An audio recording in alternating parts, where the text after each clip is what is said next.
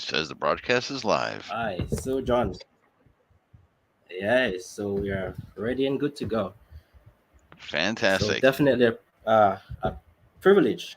I've, I've been waiting for this moment to meet with you and to have no doubt a very wonderful and intriguing discussion that we could all add a lot of value to each other as we go Yeah. along. Uh,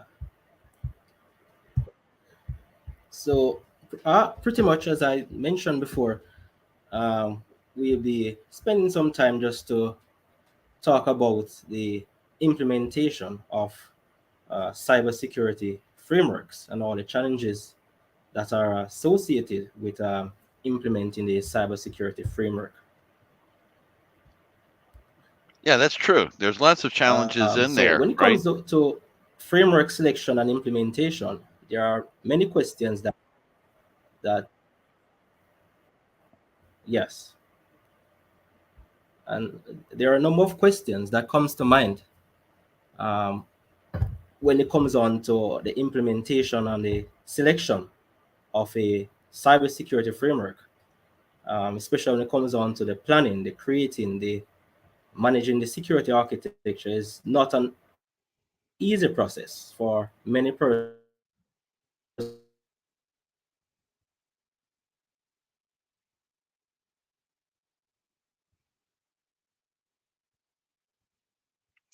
Looks like we have a little snafu, Richia,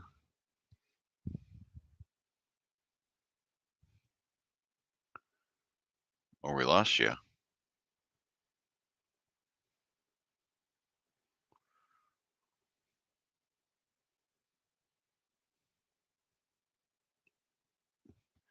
Yeah, looks like we lost him. Anybody else on the line here with me?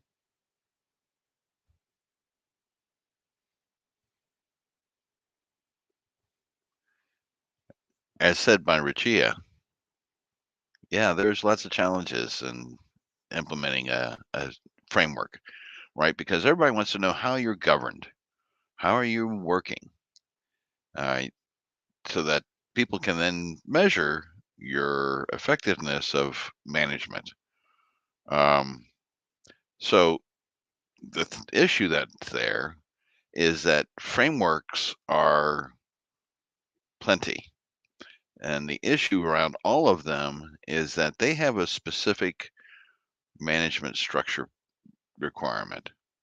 And that management requirement is, well, takes people, takes a plan, takes an org chart, takes a lot of things of what I describe a description of service, how your business is being operated. Those are things that have to be implemented. Okay. Because, like I said, if you don't know how your business operates, it's tough to select an appropriate framework to govern your organization. And here's why a framework is very important because there's supposed to be some specific artifacts that come out of a framework. And what are those framework artifacts?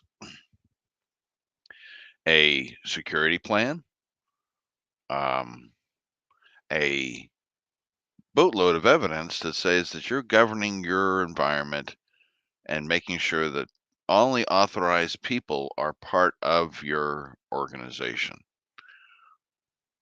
and that they have the rights to be able to do processing and help the business function. Okay. Because that framework is going to be saying who manages what in your organization and how are they funded, because a control that doesn't have people, doesn't have a scope, and definitely doesn't have a budget means that control does not exist. So um, I feel like I'm talking to myself, but I don't see anybody else online. So let's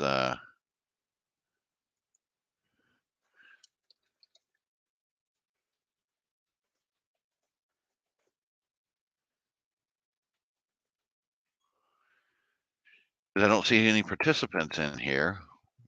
I was in the back of the room, and now all of a sudden I'm in the front of the room.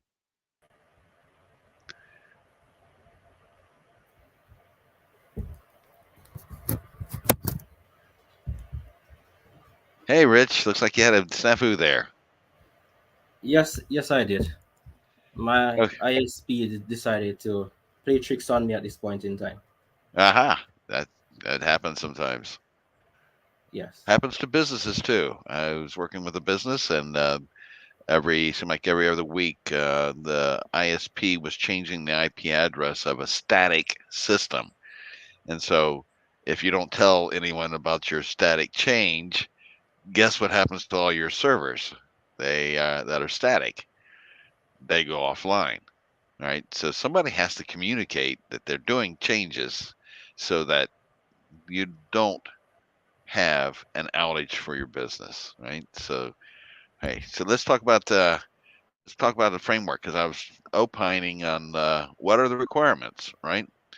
Because if you don't have a DOS, description of service, it's tough to implement any type of framework, because that description of service is going to say, all right, who is in charge of what, and how are they producing whatever it is that they're producing, right?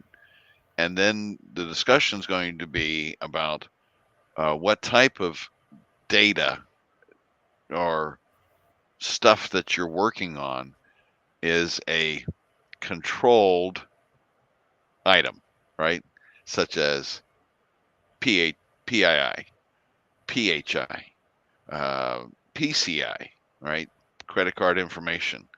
However you're getting billing and however you're getting paid to do your work, that description of service should describe all those pieces. Because at the end of the day, if you're going to try to meld a framework upon it, all right, some of these frameworks require, like NIST requires 19 controls, right? COBIT and ITIL have as many controls as NIST, all right? And they are talking specifically, when I was in Fidelity Investments, we implemented ITIL. And one of the key components is that who was working on, let's say, application security? Who was doing it? Who was being a manager of the application security, so that um, that person would be the focal point if there was any problem with that control, right? Are you doing anything about it? What is your evidence that you have? And that's where policy and with procedures is supposed to be able to say, Rich, you're the one that's doing application security, right? And here's what you're supposed to be producing for that. You're supposed to do your pen testing. You're supposed to do your 3 points. You're supposed to have a person who wrote the code sign it, the person who reviewed the code sign it, and the person who is implementing it signing it, right? If you don't have those 3 people right there to do all those 3 things, how does stuff get implemented, right? Because if no one wants to put their name on their work, you know, uh, you're not going to get many people wanting to trust you, because who wrote this, right? Who created this? Who established this? They want to know who, right? Because if it's good, they'll accept it. If it's bad, yes, they'll have to find out why it was bad. Who signed off on it and said it was good? Oh, that's why there's people who don't want to put their names on anything. Yes, And exactly. that's why policies with procedures are uh, deserts, right? Of who is supposed to do what at this company. They don't describe it. So if you have a problem with access control, who do you call? Well, if you don't point the people to the right people, in your policies and procedures, how can everybody sign off on it other than do a blank check sign off, right? I didn't read it. I couldn't read it because it didn't take me anywhere. So I'll just sign off on it. Well, that's not being helpful to anyone that wants to say, how are you protecting the data that we're giving you or the privacy information that we're entrusting you with? How are you doing that? Well, if your DOS can't describe how that's done, then guess what? It doesn't matter what framework that you claim that you're under, all right? You don't have a clear indication of how you're going to implement that control in your environment because your DOS can't tell you where you're going. Exactly. Yeah, so think about that. Any questions? Okay, going on fine. So I think one of the challenges is that I'm seeing a question in the in the chat. They're asking if you're setting up a new cybersecurity program in your organization. Uh, how would you actually start implementing such a program in terms of incorporating uh, cybersecurity framework? Or can someone one of the challenges that they're saying is that if they want to apply a cybersecurity framework, a lot of cybersecurity personnel, in cases where there are junior professionals and they are tasked with this to implement or to develop a cybersecurity program, a lot of times these individuals they ask their friends, for example, what Right. framework are we using? And they would want to just throw that framework into the Pardon me. organization, not knowing that there are a lot of implications, as you have mentioned, that in order to start with a cybersecurity framework, then you need to evaluate your governance structure. Yeah, what are you doing right now to implement something like that, right? Uh, are you a, let me see, how can I say this? If you're not the architect, you must be a caretaker. And what's a caretaker? You've inherited somebody else's mess. And that mess needs to be cleaned up. And you're being tasked with trying to implement something that you don't even have an idea of what is being done. Because whenever I hear the word junior, all right, it was like when I first started at one of the places I worked with. Nobody wanted business continuity planning. Nobody wanted it. And they said, let's give it to John. So I looked at it and I said, all right, well, these are the tenets of what business continuity means. You're going to be disjointed. You're going to have to go someplace and you're going to have to work. Well, when I assessed everybody where they were and what they were doing, I said, all right, you have work in progress that you need to be going to some other place so that if you are disjointed to go to that place, that work in progress is there, right? So that you can continue with your work. Well, that was a new concept, right? Because the teams, they all went and they had a party every time they did a BCP test. And did they discover anything? No. They just had a party and that was all. And it's like, but now, if you're having to produce an evidence, you have to show that this business continuity plan actually worked. You had evidence of saying, this is how much time it took for me to recover. This is how much time it took for me to set up. This is how much time for me to implement the plan so that if I have an SLA that I have to meet, did I make it or not? Right? So that's what I discovered usually for a junior guy. They get implemented something, hey, like that life cereal commercial. Give it to give it to Rich. He likes it. That's the typical thing for a junior guy. The challenge here is that that junior guy is not going to implement anything because if his buddy is doing it, all right, does the buddy really know what he's doing? Because we can all say, right, anybody can do NIST cybersecurity, all right? But to implement NIST cybersecurity, you have to implement NIST 800-53, because if you don't do the identification of what controls you have, the inventory that you have, the safeguards that you have in your environment, you can't go to the next stage of the NIST cybersecurity framework. And what's that? You have to determine if those things are functioning. And what's a functioning? If I'm 5 revisions behind on a support model, how can I expect my tool to capture the latest issues if I'm 5 years behind? Right? So, what is the effectiveness of that control that you have? Then you're saying that you're going to implement NIST cybersecurity when you don't have any tools that tell you what the latest issues are for them to go search for.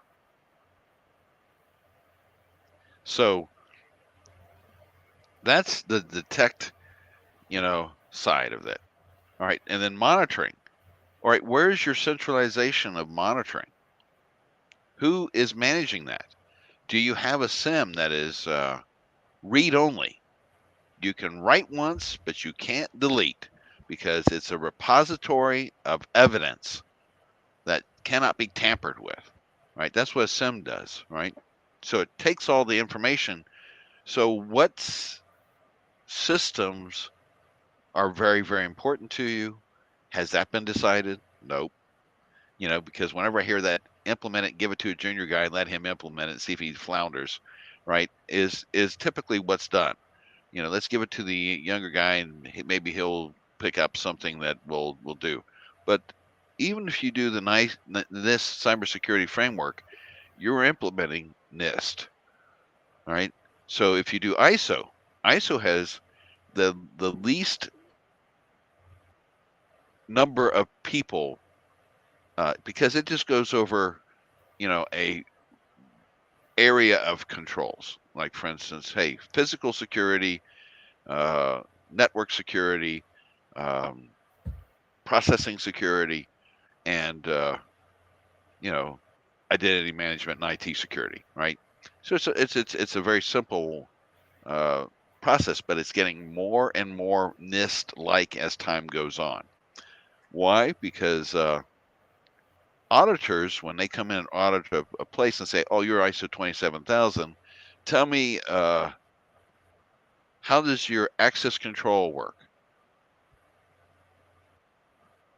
Well, what's analogous in ISO 27001 that's part of access control? AC, right? AC-1 through 24, right? And all the sub letters underneath that.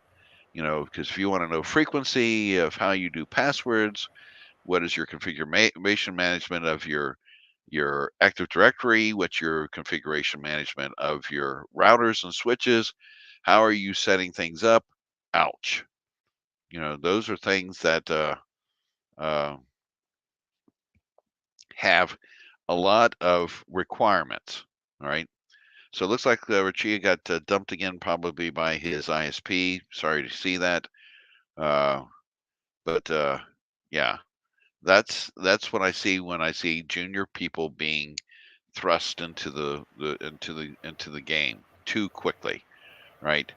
You have to have a mountain of evidence for that junior person to be successful. And that junior person should have enough training to be able to assess what that information's telling him or her, right?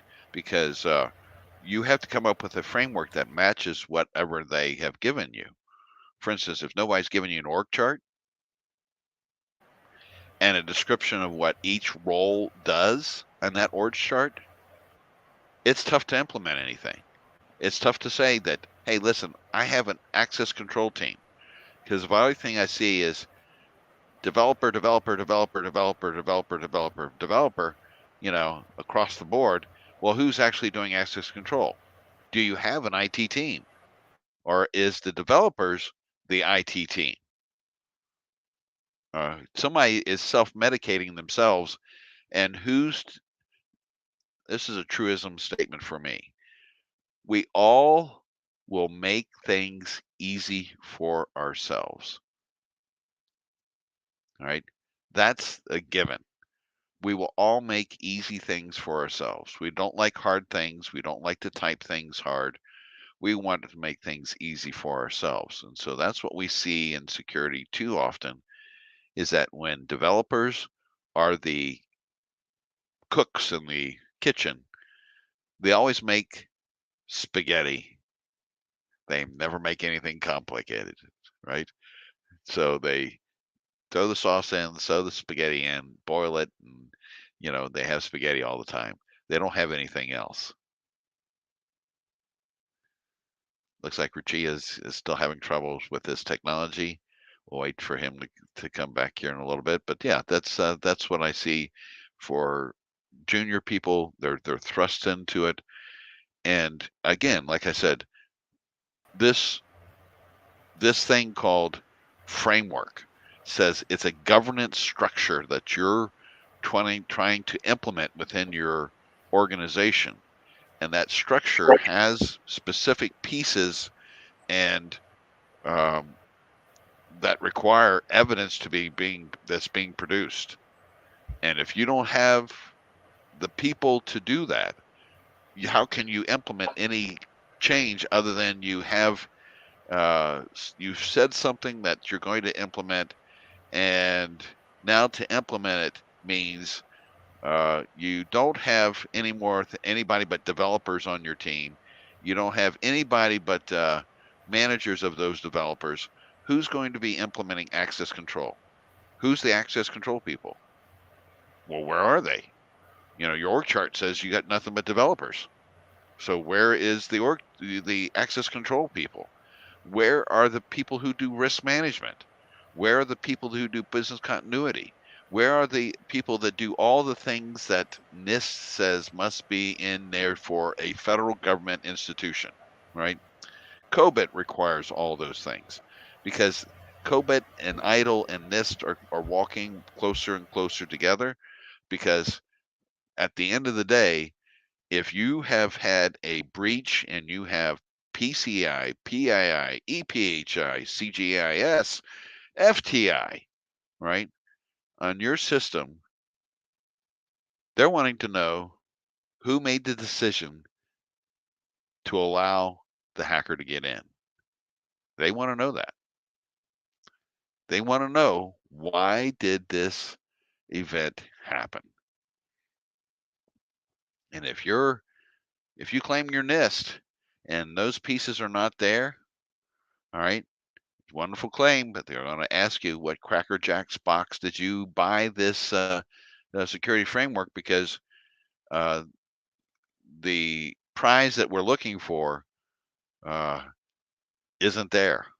There is no prize in the crackerjack box because the only thing we have is just hollow statements of, we implemented NIST 800-53.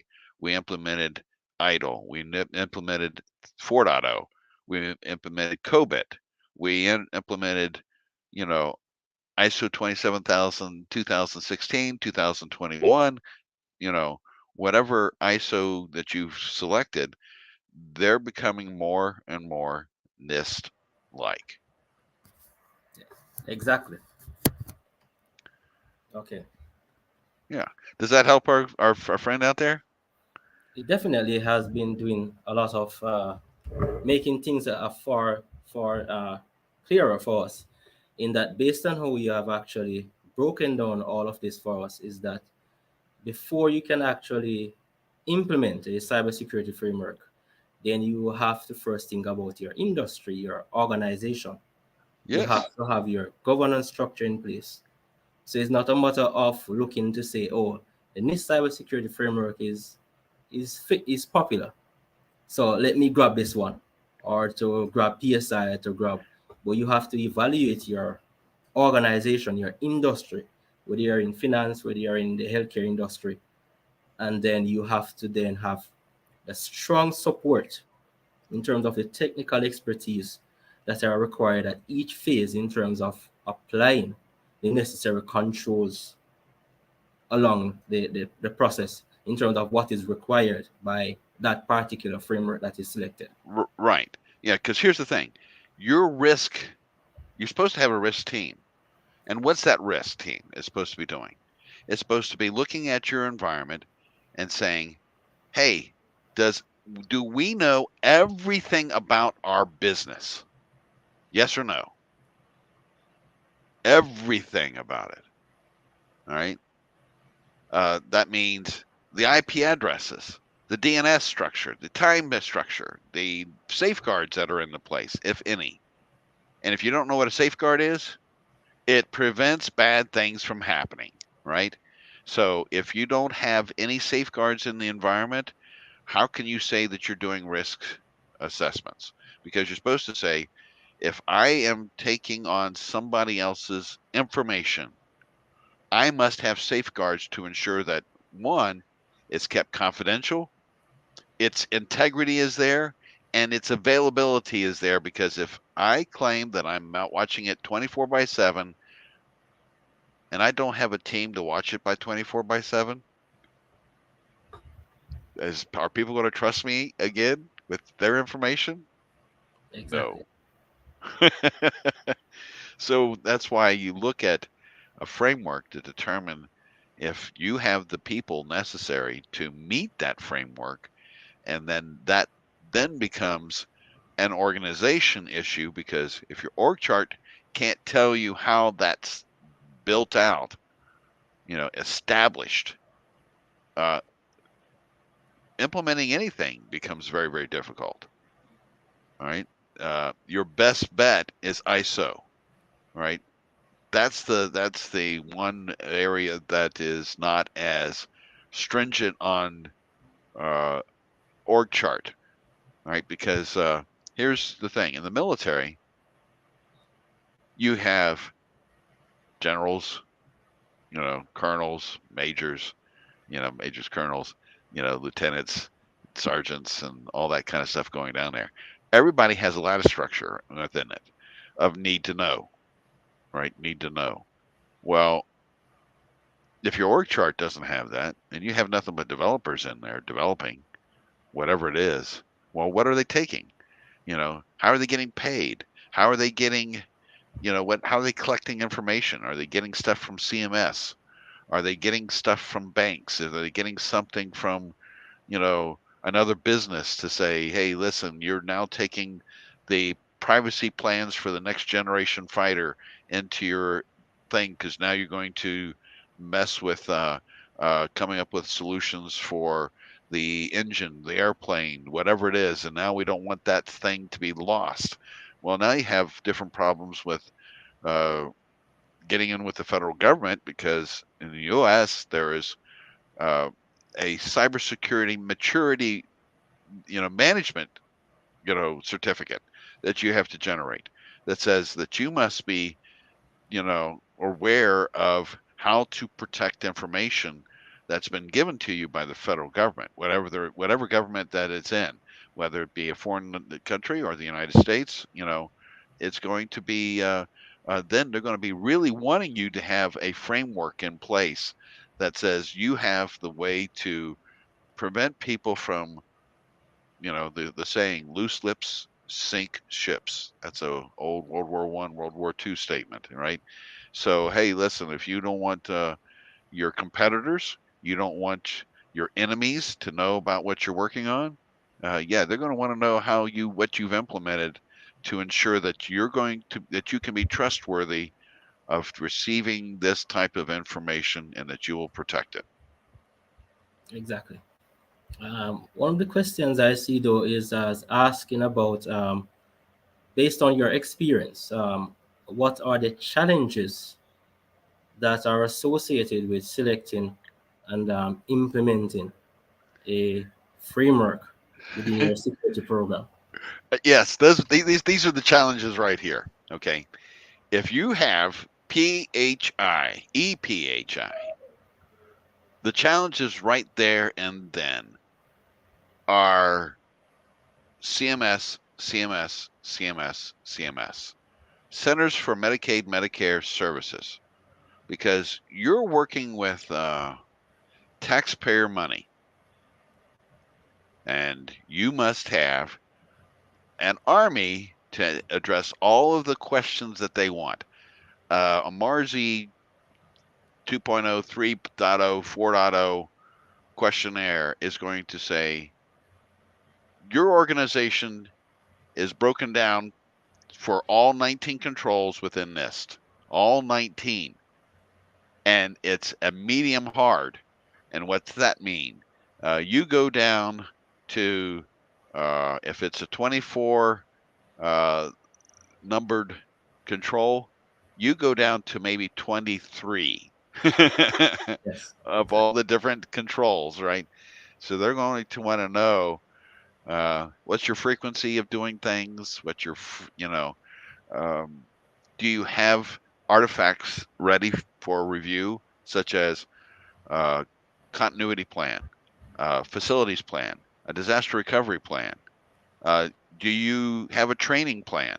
Do you have a access control plan? Do you have, as you can already tell, do you have a risk management plan? Do you have a planning plan that says who makes the decisions on how things are implemented in the organization, right? And if your org chart is only one page and it all says developers, uh, man, uh, why are you in this business, right? With handling all this PHI, and there's no infrastructure or structure that says that there's governance anywhere. So look at the data that you have first. Assess it. As it credit card information. PCI is not a framework. PCI is a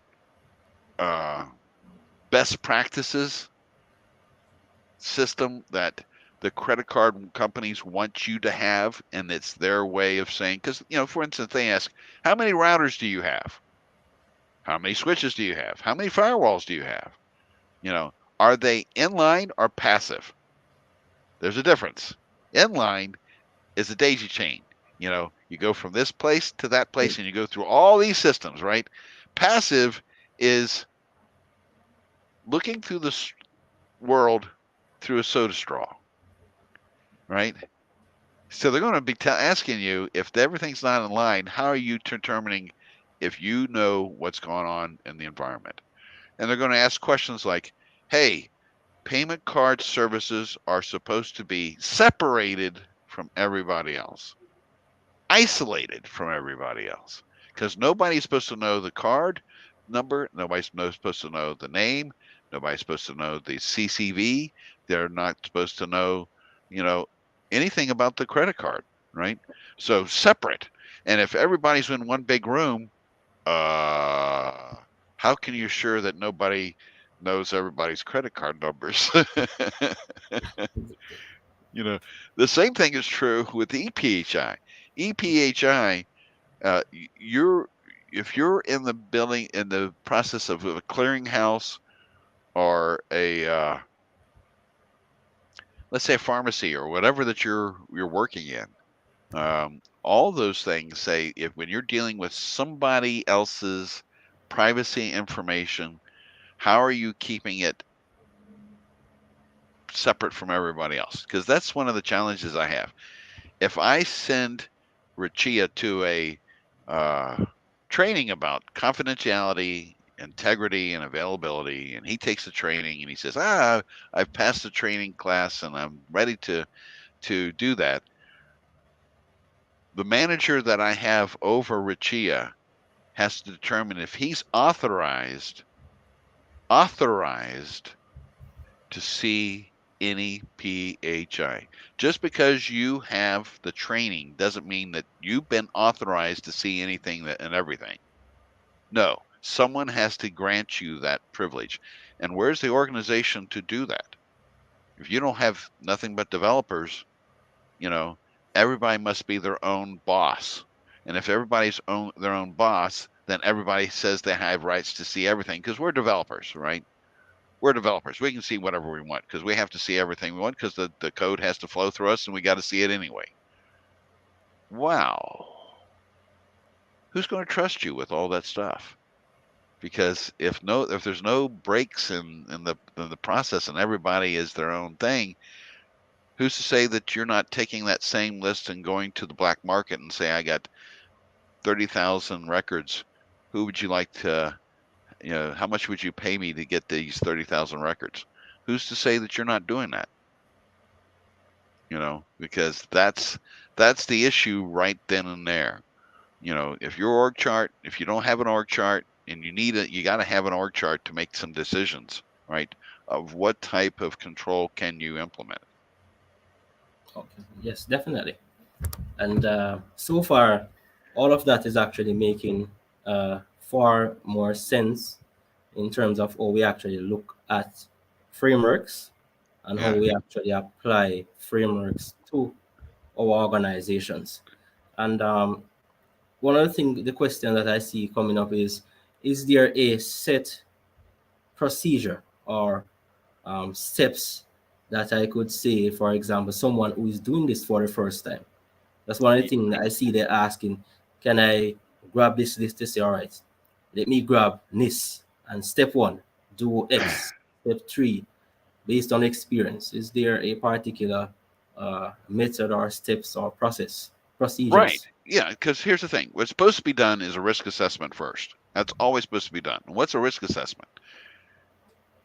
Pardon me, get a cough. But the first thing is always going to be risk assessment. Why a risk assessment? If nobody can give you an org chart, if nobody can give you the entire inventory of your systems, if nobody can give you the networks that you have, if nobody can give you those pieces to begin even to do a risk assessment, it's tough to implement any framework, right? That's why risk assessment comes and bubbles up at the top.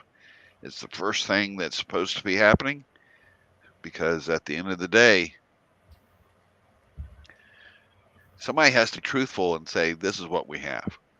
And if nobody wants to do that, then uh, we're back to square one again because you have to be able to say that you have the pieces enough to begin implementing any type of control. Um, because here's what's supposed to be happening: RBAC, role based access control.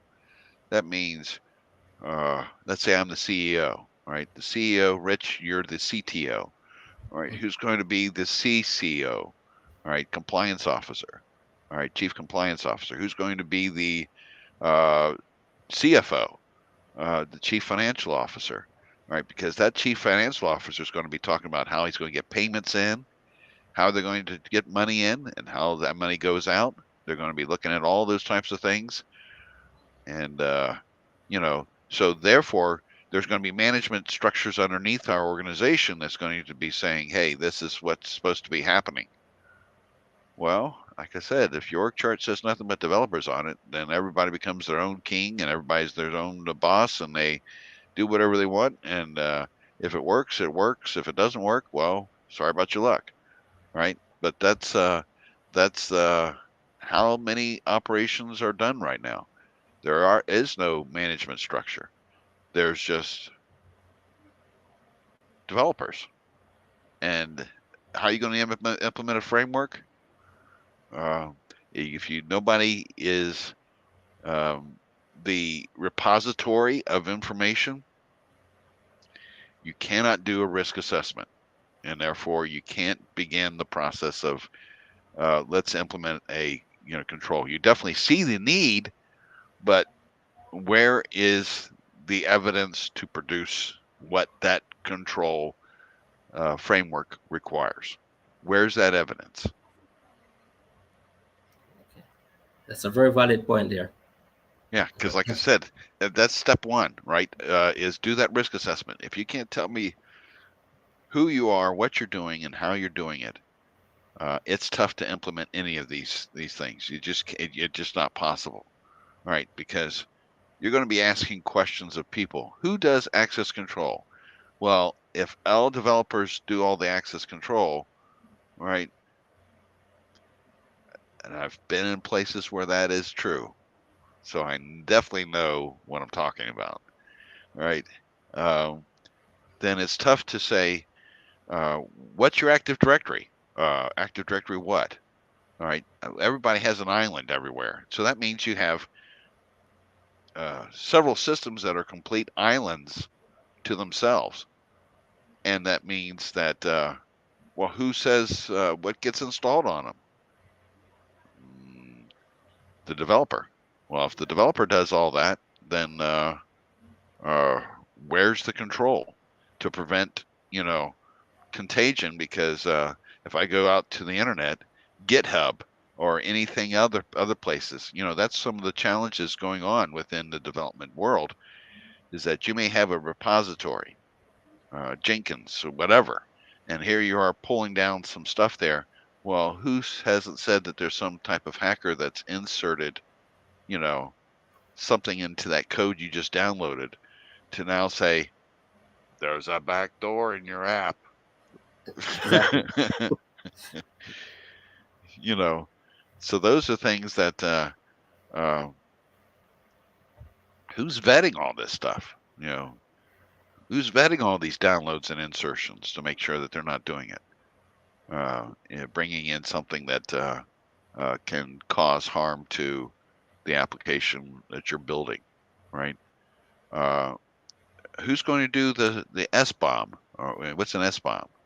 Software bill of materials that Yes. says you're building this thing and you're using these components to do this entire thing, right? And if you don't have that SBOM, you know, how is anybody going to accept it? You better hope that somebody on the other side that's going to be accepting it is blind or deaf, Yes. can't see the forest from the trees, right? But hey, they're bringing in more and more intelligent people to say no, no, no, no, this is not how we accept things.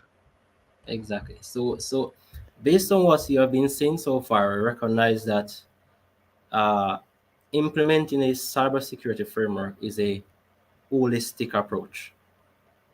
So this is not something that you just grab from a group of frameworks, but you have to think about the framework. You have to know all the requirements of the framework, what is required, the depth of the framework, how it actually operates, Right. and all the information. You have to understand your environment, your organization, where all your data assets are, Yes. critical assets, who has access to these assets, who needs to have rights. So it involves a structured approach from management, senior executives go right down to the end users within the organization. So you E- have to have that comprehensive understanding of all the processes, understand the business, how information flows to support the objectives of the organizations. Before exactly. you actually say, let me just implement a framework in the organization for the sake, for example, for the sake of maybe compliance, or just to say we are at a particular maturity. But it takes more research, more thinking, a stronger thinking process. You And know, then, there's four, there's five levels in cyber maturity.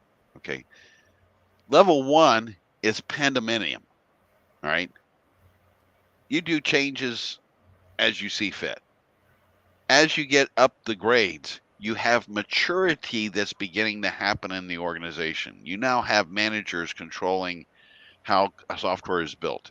You now have a change management, a rudimentary one, which then becomes a more robust one, where if you don't have a backup plan, you know, you don't get changed. You don't change. You don't implement anything. You know, so now those formal things have to be in place as you rise in the maturity model. Whereas as you get to the top, everybody knows the security plan. Everybody knows how to implement changes appropriately and have no problem having a person look over their shoulder saying, hey, this is how I wrote this code and I'm willing to sign on it, and my reviewer is going to sign off on it that I wrote it, and the person who's implementing it's going to sign off on it saying it's a good code because we did pen testing against it, we did a code against analysis against it, and now we are implementing a you know a good product out into the world. Okay, so you go from 0 to 4, right?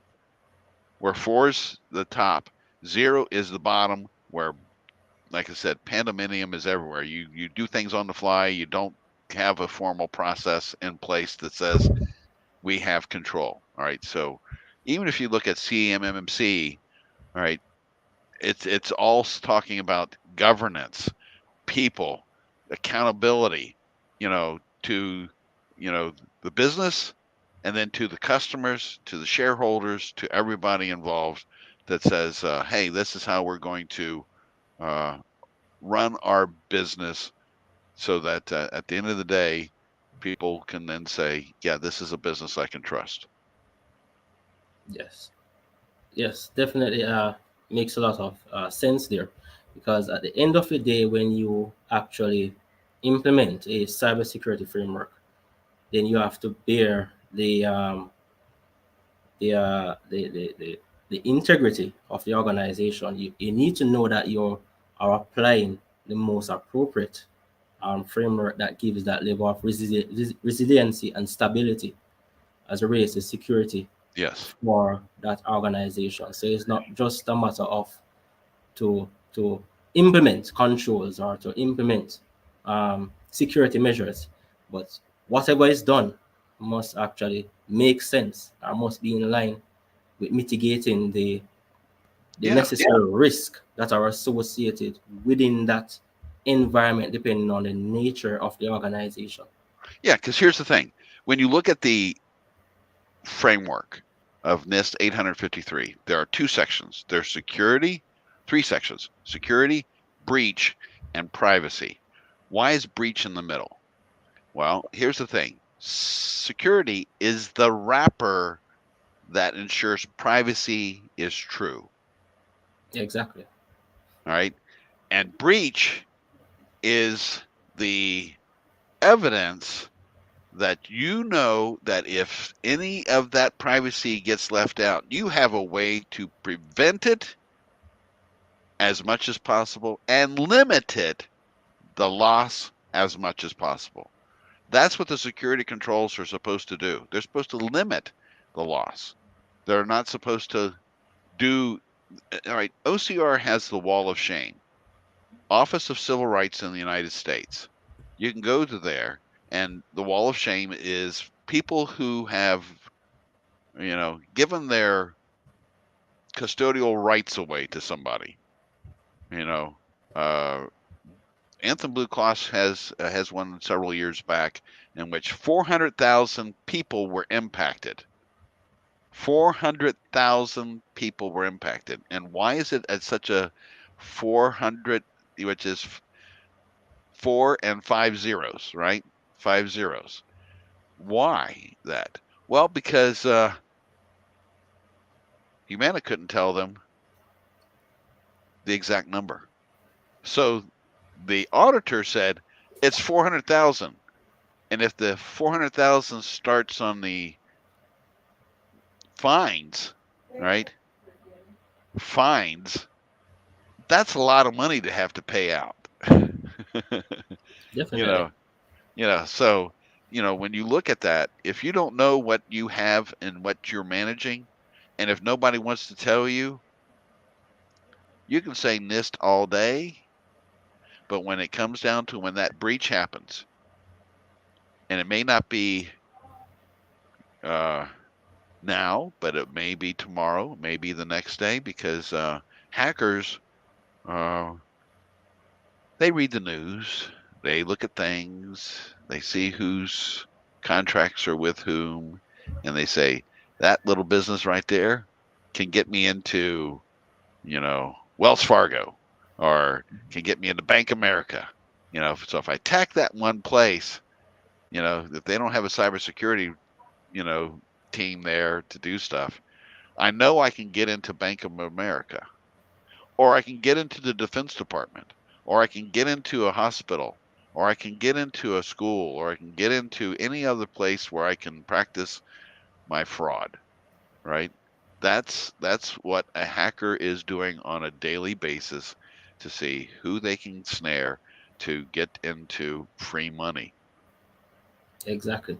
Which actually drives my thought process in another direction, in saying that in implementing your cybersecurity framework, then your the metrics that you implement to evaluate the effectiveness of your framework actually must be selected wisely in terms of getting the results that you require Yes. to All know. right. All right, because like I said, there's two types, right? There's internal threats, there's external threats. How many you can look at all the numbers that people have thrown out, but that's not what is really happening. All right. Um, BCP talks about completion of tests, what was tested. Can you work? And it's always got to ask that question. Can you work in a disjointed place securely? Securely. It has to be securely, right? Because if the security is at your home site and it's been dissevered because, like Oklahoma City, it was bombed. All right, now you have to go to another place and set up shop and create transactions in a secure manner. All right, all those things have to be measured out. And there's your metric right there. Did we make it? Did we make it? Did we not make it? Are we still what is preventing us from making it? Those are things. And the same thing is true when you look at like a breach management process. You know, what things tell you, did the tools tell you, did the processes tell you that you had a breach? Or are you like what the current trend is? 3 months later, they found the breach. Well, CMS requires an 8-hour window, right, to discover the breach. So if you're not ready for the 8-hour window, ouch. You're going to be fined a lot. Because that's where the government wants where the government wants you to be, right? Because they have people to tell that you've had a breach, and if you can't tell them who and how much was lost, ouch. Those are things that they require. They want to know, when did it leave? Where did it go? What time did it leave? And who did it? And if your the tools don't tell you that, and your risk management didn't tell you that you needed to do that, then guess where you are? You're at the mercy of the The bad governing thing. body that has now said you have compromised your integrity. Exactly. Yes. So one of the final questions though is that, especially I'm seeing this coming from a lot of persons, they are saying that what's your best advice if they have never implemented a cybersecurity framework and they are tasked with this job? All Um, right, go look at. It depends upon where you are, right? The U.S. resource is NIST, right? Um, NIST SP 837. Read that over, all right? It talks about risk management, right? Um, Understanding the environment, because that's what's going to ask you to. It's going to be talking about, do you understand everything about your environment so that you can now do a true risk assessment to say, do we have an organization that has people that are managing access control? Do we have a people that's doing configuration management? So that uh, they know to disable what Microsoft gives for everybody to operate straight out of the box, and they know why they have specific ports open on every application. Every application, because anything that you hang out on the internet, people are going to knock on, they're going to try to hit, they're going to try to do a brute force attack against. And if your developers are just throwing ports out all over the place, how can you get your hands around why they open those ports? Was there a specific reason why they had all those ports? Who made the decision to make all those ports open? Because now they're open to the world, and who's monitoring the system and the application to say that, hey, it's been breached?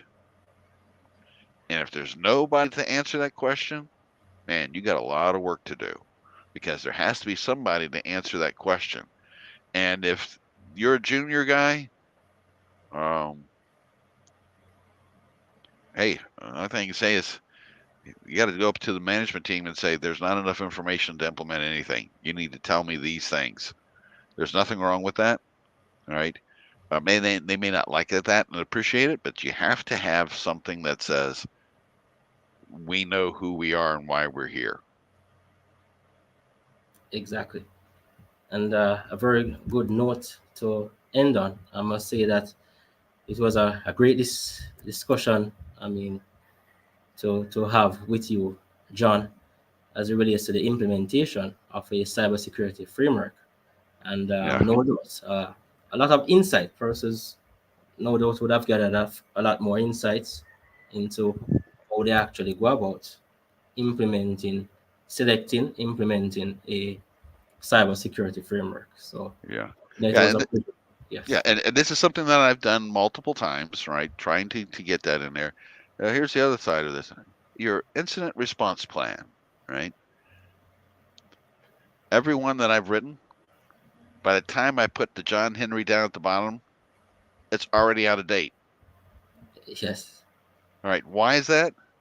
Nobody wants their name on there to be called at the middle of the night. That's the reality. They all ex- get different jobs. They all quit. They all leave. They go away. Once they put their name down, they're gone. It's like, man, I don't have anybody that's actually on an IRP anymore, right? Because they all disappear and they fly the coop because they don't want to be, bothered by at 3 o'clock in the morning. Their leaky program actually caused a breach, right? uh, but you have to have somebody to who's the lawyer that's going to say, if you have to pay somebody, you know um, credit management, um, you know what are you what if somebody's going to sue you, all those types of things. Getting a lawyer in is very tough on an IRP, very tough. um, and that's unfortunately the reality of where we are in security. Getting people to be part of the solution is very challenging. exactly.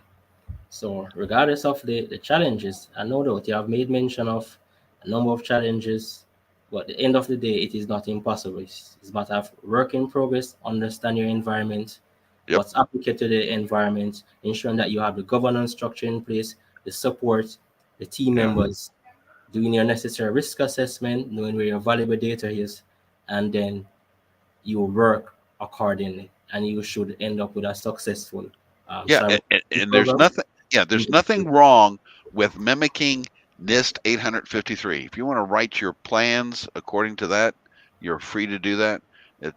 Because it's going to ask you who's the governing pieces of all these things, and if you want to use that as your backdrop to write all the stuff, or even ISO 27001 to do that, to mimic the plan that they have in there of the areas of control that you have to have, you're free to do that. There's nothing wrong with it. In fact, you can plagiarize as much as you want. But the thing is that you have to have the people around it to make sure it happens. And if the people are not there, uh, as was told to me, what box of Cracker Jacks did you get your plan out of? Because it doesn't take me anywhere, doesn't tell me anything, and it doesn't provide me the answers that I need to have. Exactly. So All right. there we have it, guys. It was Yeah. indeed a pleasure speaking with you, John. All right. Take And, care. and we will be in touch. All So, right. guys, there we have it for Cyber Jai. Until then, all right, see you then. Thank Take you. care. Take care. Okay. Okay, Bye. great.